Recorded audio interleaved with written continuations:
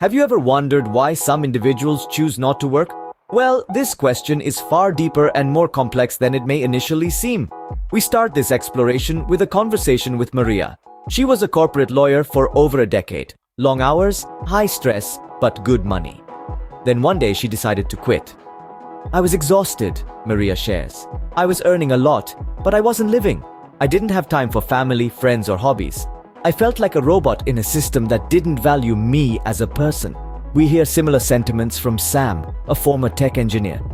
The burnout was real, he says. I was spending my life building someone else's dream. And for what? A paycheck at the end of the month that barely covered my bills and left me with no time or energy to enjoy life. And then there's Amina, who chose not to work after her children were born. I wanted to be there for my kids, she explains. I didn't want to miss their first steps, their first words. I didn't want to hand them over to a nanny or a daycare. I wanted to be their mom full-time. But it's not just about burnout or family. Consider the story of Jake, a millennial who chose to live off-grid and self-sustain.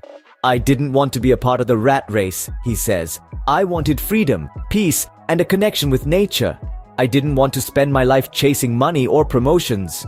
These stories paint a picture of a societal shift, a shift away from the traditional 9-to-5 grind towards a desire for a more balanced, fulfilling life. A life that values time over money, experiences over possessions, and well-being over material success. But it's not just about individual choices.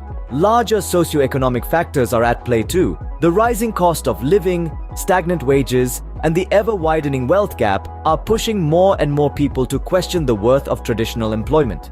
The shift towards automation and artificial intelligence also raises questions about the future of work. As machines take over routine tasks, what will work look like? Will there be enough meaningful, fulfilling jobs for everyone?